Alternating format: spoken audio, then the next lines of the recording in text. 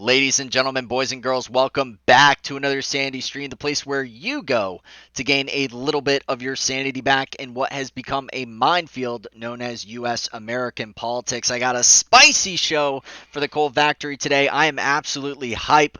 The killer of Aaron Danielson is deceased. Hallelujah. We are going to be talking about the jobs report as well. 1.4 million jobs being added in the United States. Is this, something of things to come? Hopefully, growth in the United States. I'm going to be talking about a ring of something. It usually involves little people. I think you'll know what I'm talking about. And of course, we're going to be going into Kyle Rittenhouse having his bail set at a number that will truly blow your mind. With that said, let's get straight into the show. So, first of all, let's read it off. Man who admitted fatal shooting of right-wing activist in Portland killed by officers during arrest. Incredible. I am so happy that this happened. And, I'm not the type of person to get all giddy and stuff because someone is gone. But this man, if any man ever deserved it, it was this guy. What an absolutely disgusting individual. And the fact that it took them this long to decide to, put a warrant out for his arrest after him showing on Vice in an interview, Vice News giving an interview to a cold-blooded killer. I don't expect anything less from the media at this point. They hate Trump so much to the point that they will literally take a cold-blooded killer and interview him and try to humanize a man who clearly did not give any iota of this man Aaron. He didn't care at all about Jay. He just went up to him, knew that he was a Trump supporter, and boom, boom, that's what you get. Well, boom, boom. There's your karma right there, Mr. Man. I'm sure you're enjoying hell right now. I hope it's not too hot. I hope it's not too hot for you. With that said, let's get into a suspect who earlier appeared to admit to the fatal shooting of a man who was part of a pro-Trump caravan in Portland, Oregon. Last weekend was himself killed during an attempted arrest on Thursday by officials. Hoo-yah, let's go. Michael Forrest Renault was fatally shot at 7:30 p.m., 10 p.m. Eastern in Olympia, Washington, so he was trying to escape Oregon. As a federal task force tried to detain him, a U.S. Marshal Service spokesman said the task force included local law enforcement agencies, according to a local department official. Renault was suspected in the killing of Aaron J. Danielson, 39, on Saturday. The Marshal Service confirmed the New York Times first reported that Renault, 48, had been killed. Now, God, just looking at his face, knowing that he's gone makes me so happy. And the fact, again, it took them 4 days to decide to charge this guy and to put a warrant out for his arrest. And it was only after Donald Trump said, hey, what is going on? The fact that Portland and the fact that Oregon took this long to go after this guy blows my mind. And while we have Kyle sitting behind bars, and he actually turned himself in. He didn't run away like this guy. If you're gonna do some stuff like that, I don't care who you are. I wouldn't even have cared if you're a communist or whatever. Any political affiliation. I do not have the right to inflict violence on you. You do not have the right to inflict violence on me. And the fact that this was a political demonstration, it was straight up terrorism. This man, Aaron, just being killed for no good reason. I'm really happy that this killer got what he deserved. During an attempt to apprehend, shots were fired at the suspect in the vehicle, and he fled from the vehicle on foot. Additional shots were fired at the suspect, and he was later pronounced deceased at the location. So they didn't say exactly if he was trying to shoot. It doesn't seem to be pointing that out. I honestly wouldn't be too surprised if the body cams disappeared here. These were federal officers, and I'm not trying to be a conspiracy theory person, but the fact that this guy is gone now, hey, I'm not for that type of justice. I'm not for vigilante justice. But again, this guy, it was very clear cut. This man just went up to a man for no good reason and shot him and killed him. He got exactly what he deserved. With that said, let's get into a little bit happier news. U.S. added 1.4 million jobs in August and unemployment fell to 8.4%. Of course, this number isn't also contributing to people who have been out of the workforce so long that they are no longer included in the pool. So the number may be slightly higher. But with that said, those people who are actively seeking employment, the fact that it's gone down to 8.4%, the Democrats and blue states do not want to be opening up their economy. And honestly, it's disgusting that they're using this epidemic or pandemic rather as a means to push their own power and their own agenda. People are hurting, people are starving, people need jobs, people need, reasons to live, to continue on, to provide for their family, and the fact that they are using this as a political tool and a political bludgeon, a baton on the American people is absolutely disgusting. A great example being my last episode of the podcast with Nancy Pelosi, rules for thee, but not for me, having her Marie Antoinette moment and her simply doubling down on that. Absolute insanity. But the coal factory knows better. The coal factory knows how we farm. We knows how farm knows how we power up our generators. We're using all these vegetables and we're powering it up. We're powering it up, ladies and gentlemen. So again, 8.4%. On Friday, Bureau of Labor Statistics reported some better than expected news. The United States added nearly 1.4 million jobs in August. So this does look like a V-shaped recovery, guys. I'm absolutely excited, and this is what's going to hurt Biden because the only thing that they can throw their hat on is COVID.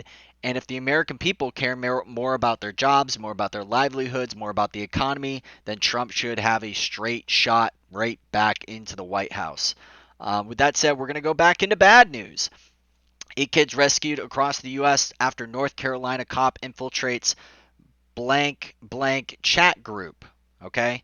So I don't know if you guys have noticed, but ever since the arrest of Ghislaine Maxwell, it seems like a lot more of these stories are coming out. I don't remember. Maybe, it could be my reticular activation system. That would be selective focus. Maybe it's just now that I'm focusing on these types of things, and maybe, for that example, that's why I'm seeing it more. But it really does seem like more children are being saved. Obviously, the hashtag Save the Children has uh, been getting locked down on Facebook for conspiracy theories.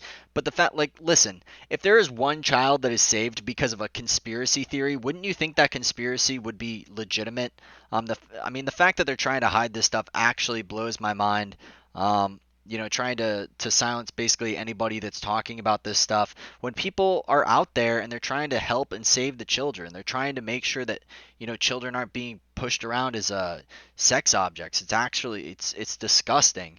And just like the guy from our first story, these people should be buried under the prison 100% of the time. Sign me up. I'll be the executioner myself. But 2 years ago, Detective North Carolina gained access to a group messenger app on Kik where strangers were exchanging stuff. According to court filings, the discovery and subsequent investigation reportedly saved 8 little people from being abused. It's incredible. Is that not awesome? Was able to get into the group, find these monsters, save these children. And they're all over the United States, guys. They're all over the world. They're being trafficked across the border. Everything going on with Epstein. It's crazy. Check out Mouthy Buddha if you haven't seen him already. Next thing we're going to show here, guys, is a tweet from Robert Barnes, who has some insider information going on with Kyle Rittenhouse. Kyle Rittenhouse obviously being the Kenosha kid, the man who, self-defense, very clear, anybody who looks at the video, and yet these leftists are just simply taking it on as their cause. This is the hill that they decide to die on, to try to take out Kyle Rittenhouse, a 17-year-old kid who was being attacked. Bail has been set at $2 million for a 17-year-old kid. $2 million. Top comment, good grief, you would think he's El Chapo. Honestly, this is absolutely absurd. What about the 8th Amendment? The 8th Amendment of the United States says that excessive bail and excessive fines, excessive imprisonment.